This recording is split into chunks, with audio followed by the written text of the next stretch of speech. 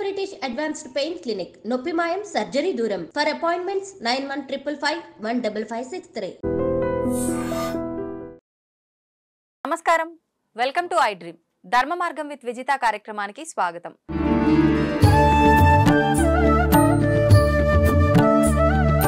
ప్రస్తుతం మనతో పాటు ఉన్నారు ప్రముఖ జ్యోతిష్య వాస్తు పండితులు బ్రహ్మశ్రీ అన్నవరపు తిరుపతి మూర్తి అవధాని గారు. ఇప్పుడు వారితో మాట్లాడి మరిన్ని విషయాలు తెలుసుకుందాం. మనకున్న సందేహాలన్నింటినీ కూడా నివృత్తి చేసుకునే ప్రయత్నం చేద్దాం. నమస్కారం గురుగారు. ఓం శ్రీ మహాగణాధిపతయే నమః. గురుగారు, సకల జనులందరికీ కూడా కావాల్సింది లక్ష్మీదేవి అనుగ్రహం.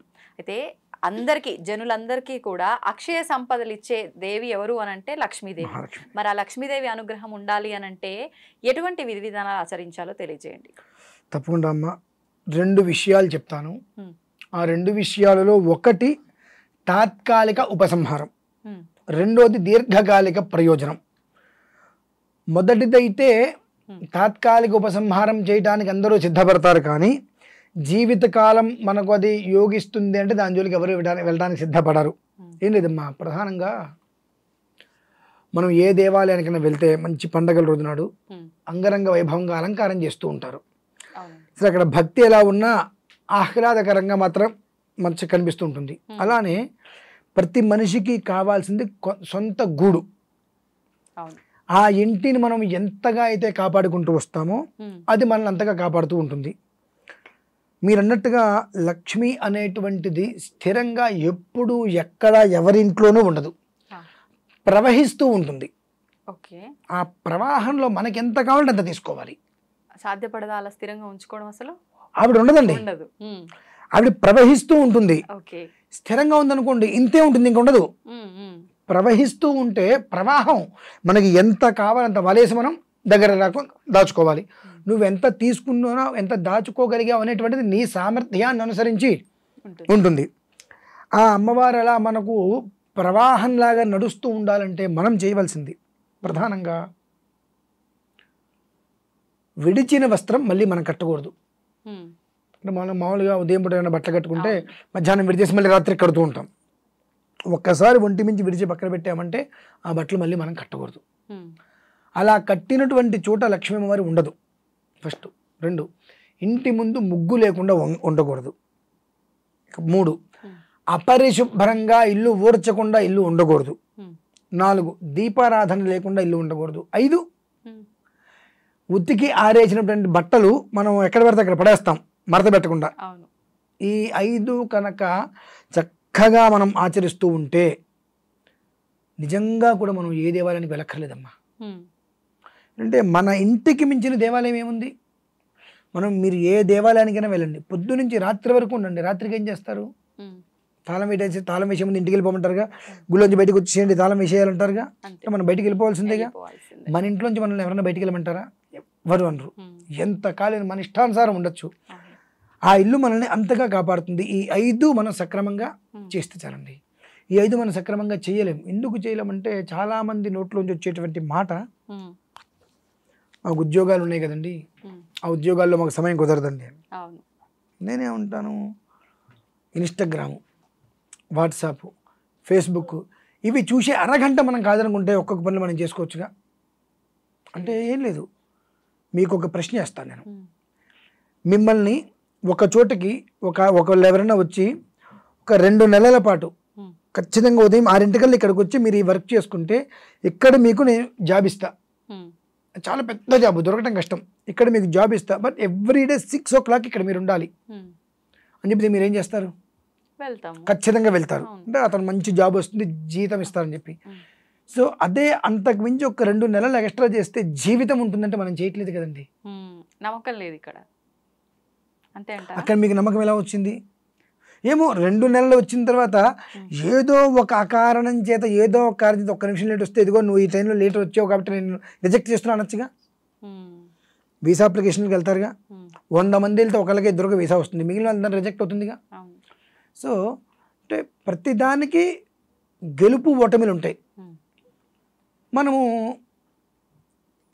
ఏదైతే అనుకుంటామో దానికి రివర్స్లో జరుగుతూ ఉంటుంది. ప్రతి ఒక్కటి అనుకోవటం మానేసి ఆచరించడం మొదలు పెడితే జీవితం బాగుంటుంది కదా.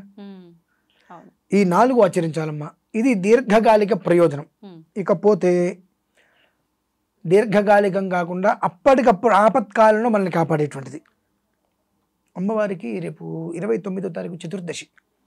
ఆ చతుర్దశి రోజు నాడు ఎవరన్నా ఒక పంతులు గారి ఇంటికి పిలుచుకొని మహాలక్ష్మి హోమం, తంగేడి చెట్టు పూలు దొరుకుతాయి పసుపచ్చవి, ఆ తంగేడి పూలతో అమ్మవారిని ఆరాధన చేసి ఒక దండగట్టి అమ్మవారి మెడలో వేసి గోరింటాకు గింజలు దొరికితే విప్ప పువ్వు తేనె ఈ 3 కలిపి అమ్మవారికి హోమం చేయగలిగితే తాత్కాలిక ఉపశమనం. గోరింటాకు అంటే మనం ఆ గోరింటాకు గింజలు, ఆ గోరింటాకు గింజలు, విప్ప పువ్వు, తేనె ఈ 3 కలిపి కనుక హోమం చేసినట్లయితే తాత్కాలిక ఉపశమనం.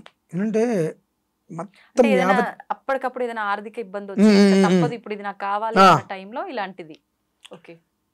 అందులో రేపు చతుర్దశి విశేషం 29వ తారీఖు. ఎందుకంటున్నానంటే అమ్మా ఇది చతుర్దశికి అమ్మవారికి సంబంధం ఉందా గురుగారు? చాలా విశేషమైన సంబంధం ఉందండి. అమావాస్య కాదా సంబంధం, దీపావళి అంటారు. అలానే కదా, ఒక్కొక్క తిథికి సంబంధించి ఒక్కొక్క దేవతకి ఒక్కొక్క విధానంలో అనుసంధానం ఉంటుంది. ఇప్పుడు ఈ చతుర్దశికి అమ్మవారికి ఏం ఈ సంబంధం? చతుర్దశికి ప్రత్యేకమైన విధానం అనేటువంటిది అనుసంధానం అయ్యి ఉంది. కనుకనే ఈ చతుర్దశి అమావాస్య అనేటువంటిది ద్విరావృత్తము అని అంటారు. 2 దేవతల ఆరాధన విడివిడిగా ఉంటుంది. ఈ 2 దేవతల ఆరాధనకి ఈ చతుర్దశి అమావాస్య చాలా విశేషం అనమాట. మీకు 2 దేవత మీకు చెప్తాను మమ్మల్ని. అయితే తాత్కాలిక ఉపశమనం, మనం మానవులం, మనకున్నటువంటి జ్ఞానం ప్రపంచంలో ఇంకెవరికి ఉండదు. ఆ జ్ఞానం మనకు కూడా ఉపయోగపడుతుంది. అంత అజ్ఞానంలో ఉంటుంటాం మనం. అంటే మనకు ఏదైనా వస్తుంది అంటే ఏదైనా చేస్తాం. కాబట్టి ఆ ఫలితం ఏదైనా ముందే రావాలి, మనకు వస్తే మనం దీర్ఘకాలికంగా ఏదైనా చేస్తాం.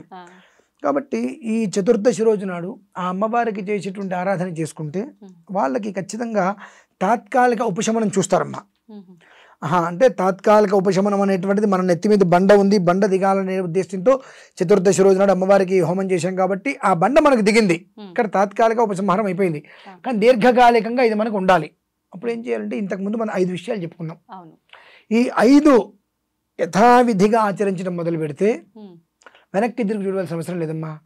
ఎప్పుడూ కూడా ధన కనక వర్షం అనేటువంటిది అలా ఇంట్లో కురుస్తూనే ఉంటుంది. ఆ కురిసింది అది వెళ్ళిపోతూనే ఉంటుంది, కురిసేది అలా నిలుస్తూనే ఉంటుంది. కాబట్టి ప్రతి ఒక్కరూ కూడా ఆ ఒక్క చతుర్దశి రోజు నాడు మాత్రం మహాలక్ష్మి అమ్మవారికి అక్షయ సంపదలు ఎన్నో అవని జన్యులకు అందించేటువంటిది ఎవరి అంటే మహాలక్ష్మి. ఆ అమ్మవారిని రేపు చతుర్దశి రోజు నాడు చక్కగా కొలుచుకున్నట్లయితే తాత్కాలిక ఉపసంహారం జరుగుతుంది. తర్వాత చక్కగా నిత్యం ఇంట్లో వాకిట్లో ముగ్గు వేసే దగ్గర నుంచి మలినమైన వస్త్రాలు అంటే విరిచిన బట్టలు కట్టుకోకుండా, ఉతికిన బట్టలు మడతబెట్టి పక్కన పడేయకుండా, ఇల్లు శుభ్రంగా పరిశుభ్రంగా ఉంచుకుంటూ దీపారాధన ఇంట్లో ఈ 5 జాగ్రత్తగా కనుక చేసుకుంటూ వస్తే గృహమే కదా స్వర్గసీమ. అంతకుమించి ఇంకేం కావాలమ్మా. అది ఒక్కటి అప్పుడు వాళ్ళకి ఆచరించడానికి కోరిక పడుతుంది.